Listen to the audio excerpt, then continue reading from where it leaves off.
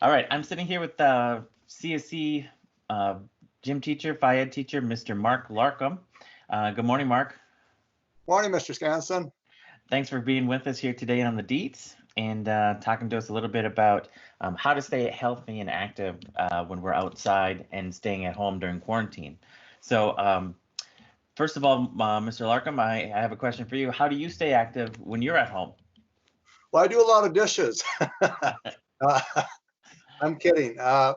Basically, I've been going for walks almost every day. I usually go maybe a couple miles, and then on the days I work out, which is usually like 3 times a week, I try to do my stomach or ab work, stretching, do some planks, things like that, and just things like that. Been doing a lot of yard work lately. Yesterday is transplanting plants and then of course helping my family with their yard work, or tearing down ceramic tile in a shower stall for my sister and her fiance's place this past weekend. So I was pretty wiped out, but I learned something new though.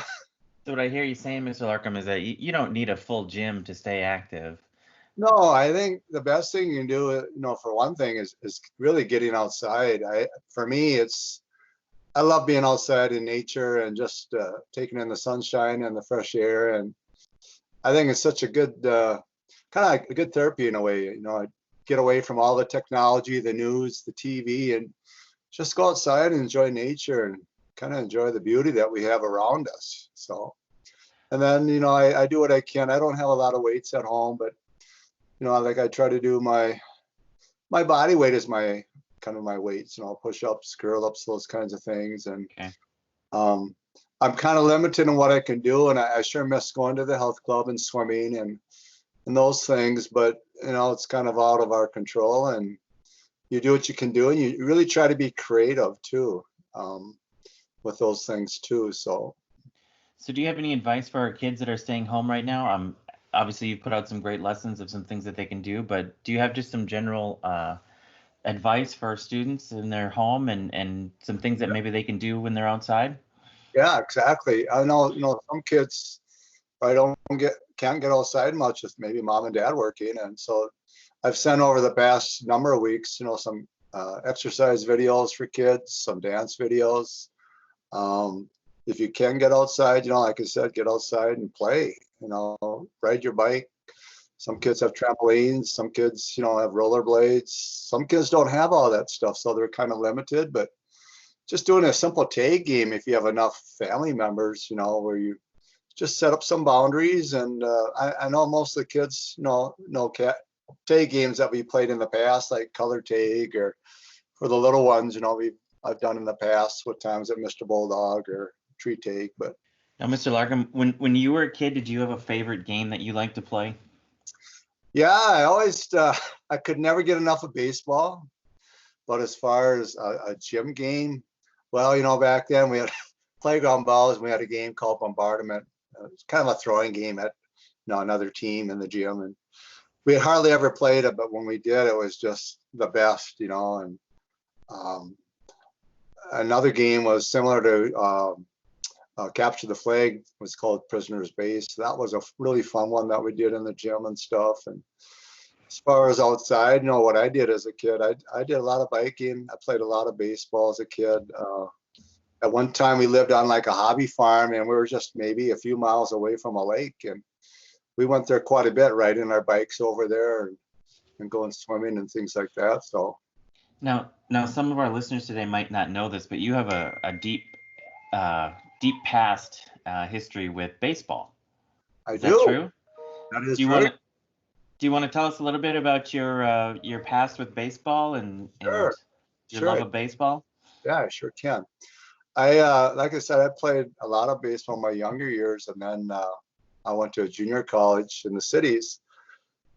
And the Twins organization always had a trial camp at Met Stadium every year. Every June, they would have a trial camp for anybody that wanted to come, And so I decided I had a year of college. And then after that first year, I decided to go down there. Met Stadium is where the Mall of America is now. So it was basically on that site.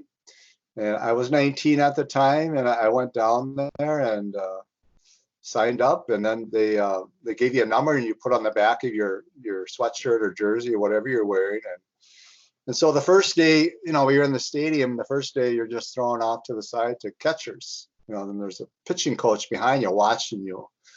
And then at the end of the session, the other guys, infielders and outfielders, were on the field, kind of doing their thing, hitting and throwing and running and stuff and being timed. And so at the end of the session, all the players were up in the stands, and then the people on the speaker system on the stadium would call your number. If your number got called, you came back the next day, and then you actually played in a game situation. So the second day, I was actually pitching. We only pitched maybe 1 inning or 3 outs. I did very well, and then the next day I went back to work. I was kind of bussing tables at a place down the cities at the time, and it was kind of my summer job when I wasn't at school.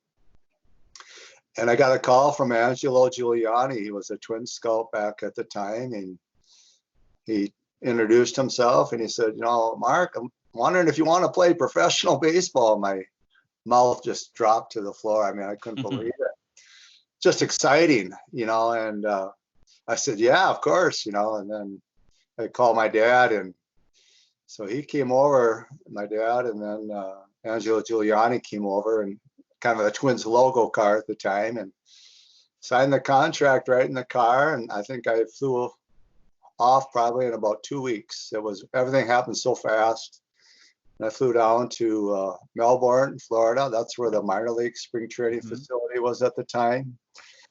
And then all these players flew in from, all over the country, and of course from Puerto Rico and Venezuela. And I mean, some of these guys couldn't even speak English. It's probably their first time away from home or away from their country. But anyway, we all got together, and then they eventually flew us all up to Elizabethton, Tennessee, which is the Appalachian League for rookie ball. And then my first year, this is 1981, and then played there that summer, and then went back and kept going to school. I didn't stop going to school, college, and then of course the following year I left really early in March for spring training for Florida, and down there they had all the different levels of minor league baseball in Melbourne. They had rookie ball people, single A, double A, triple A. And triple A was the highest step before you got to the major leagues. And so it was a lot of guys down there. It was really exciting. We had 2-day practices, and we stayed in a hotel kind of right on site. And then based on, your pitching performance, we started playing games, and Class A guys are actually playing against triple A guys. As far as that was a little intimidating at first, but it was once you got pitching and started playing the game, you didn't think about it too much. And now, when you were pitching, did you have a signature pitch? I always had a pretty decent curveball, and my fastball was in the 90. I know it wasn't high 90. It was kind of, my best was probably 90. I could hit 90, consistently. And I threw a change up, and so yeah, it was a lot different level than playing high school ball and college ball.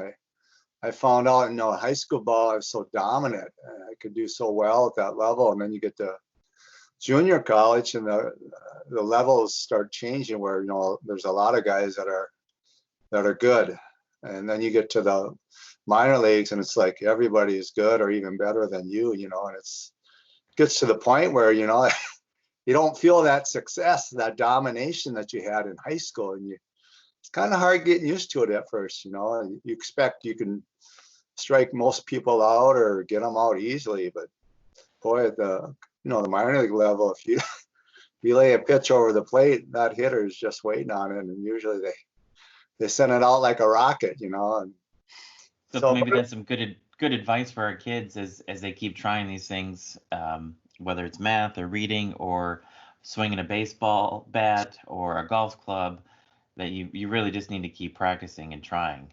That is very true, Mr. Skansen, and I think. I feel it a lot, through baseball, as far as, people getting home runs off me or I walk in people, but you can't base everything off one situation either. And you got to keep trying and keep persevering, to get through that. And yeah, you're right. Academics and online learning and the times we're going through are challenging, but you can react one way to it. You try to be optimistic and just, we're going to get through this and we'll do our best. Or the other way where you just kind of go down the basement, down the tubes, where you get kind of down about it. And it's challenging, but I choose to stay always upbeat and always to keep doing what I can to be creative and how I work out or how I meet with my family, and or how this online learning piece. When we were first told about it, I thought, how am I going to do this? That's my initial reaction.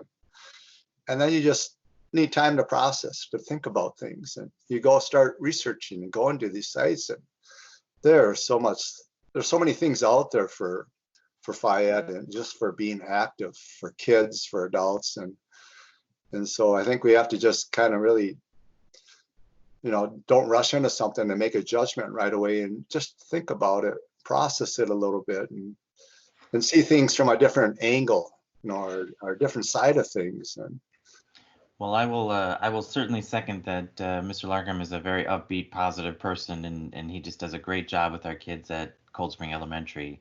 And I guess I want to thank you, Mark, for being a great staff member at Cold Spring Elementary and being so good to our kids. Yeah, thank you, Mr. Scanson, and I sure miss you kids out there. I mean, what I enjoy seeing most when I get my emails from you are your pictures and your videos, and I know it wasn't the kind of school year as far as ending that I wanted, but it's kind of out of our control. But I just want to say that 5th grade, I'm sure we'll miss you, and good luck to you in the middle school, or if you're moving to a different district. I know I got an email from one of my students who was a little nervous about going to the middle school as a 5th grader. Mm-hmm. And I told him, I went through the same thing as a kid. I was excited, but also very nervous about it. And I told him change is hard sometimes, but a lot of good things come with change though too. And you just got to be willing to, to go with it and stick it out, kind of thing. So. Well, thanks for joining us today, Mr. Larcom, and we look forward to seeing you back at school with all the kids sometime. Yeah, thanks, Mr. Scanson. See you, kids. Okay, bye. Bye.